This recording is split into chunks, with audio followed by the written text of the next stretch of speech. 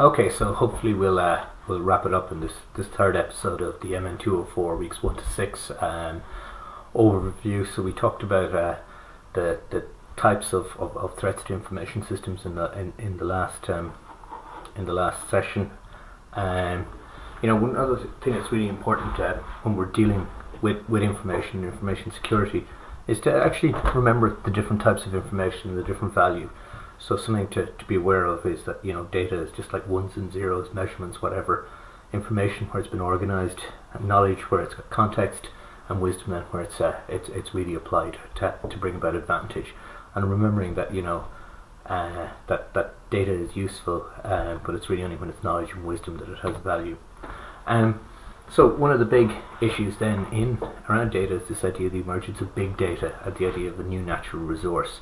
So the idea with big data, you can consider it in terms of the 4 V's, so volume, veracity,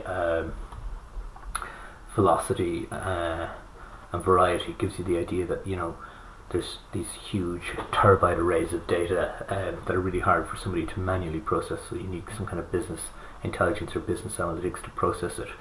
Another thing that's really important when considering information systems, how information systems has actually changed how organizations innovate. So traditionally a lot of organizations had this kind of closed innovation paradigm by which all the innovation, all the research and all the development would take place within the organization. Whereas as a result of increased employer mobility, wider access to information from the internet, and a whole range of different different reasons, which you should really read the notes and read the book and read up about and learn about. Organizations have kind of shifted to an open innovation paradigm where they bring in technology from outside the organization and exploit it for value, and they often spin technology out into partners. And that's a really different approach to doing things. So it's important to be aware of the differences, the difference in the assumptions and the difference in the application of closed versus open innovation. If anybody's looking for some external reading on that, there's a Nature, the Science Journal has a paper by Martin Curley, who's now the Chief Information Officer of the HSE, but he was associated with the Innovation Value Institute in Maynooth University and also Intel in Leixlip, and he talks about 12 principles of open innovation. So it's actually worth looking up that paper if you're interested in a really good understanding of open innovation.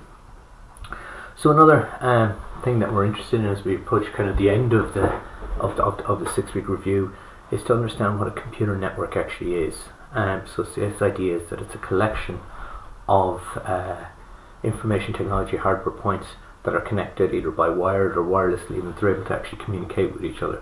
Those networks have different structures and they enable a lot of different things. So you've kind of got local area networks, wide area networks, corporate networks, and this has facilitated a whole range of applications, things like e-commerce and whatever. So the online shopping we do is facilitated by network computing. So the internet itself is one giant network. So that's a really really important thing to be aware of, how networking has changed businesses. So we talked at the David and Goliath slide in episode 1. We talked about the strategies that people will come up with. So it's really important to reflect on how organizations react to networking. It's also important to remember that some things, some trends in information systems cut across a whole series of issues.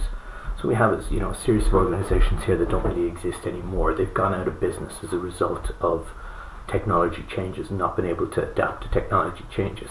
So there's societal implications for technology. How organizations actually capture value is important. Whether it's okay, is software piracy acceptable? That's an IT issue.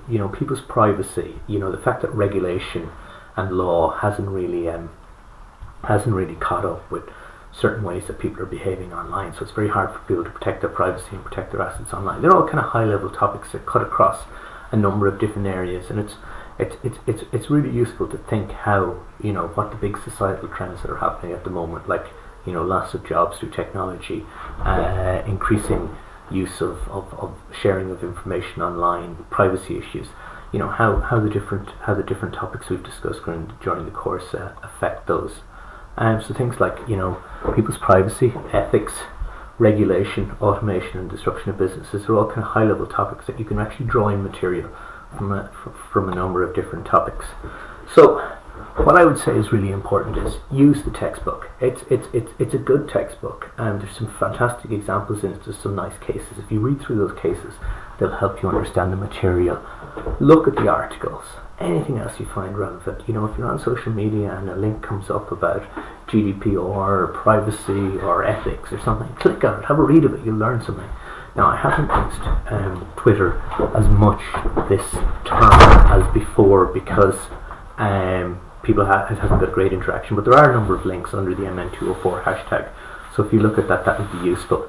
Finally, in conclusion, what I'm saying is I'm not prepared to narrow any further. There's 2 exams and set, one for now and one for later on, which I'm hoping nobody will need. I'm not giving tips, but I'm trying to summarize the course. If you have any questions about topics, about theory and whatever, feel free to put them up on Moodle and we will try and answer them. So like I said, post your questions. Good luck with the exam. It was a very enjoyable class to teach this year. I wish you all the best, and hopefully I will see you next year in some of the IS modules. Thanks a lot. Bye.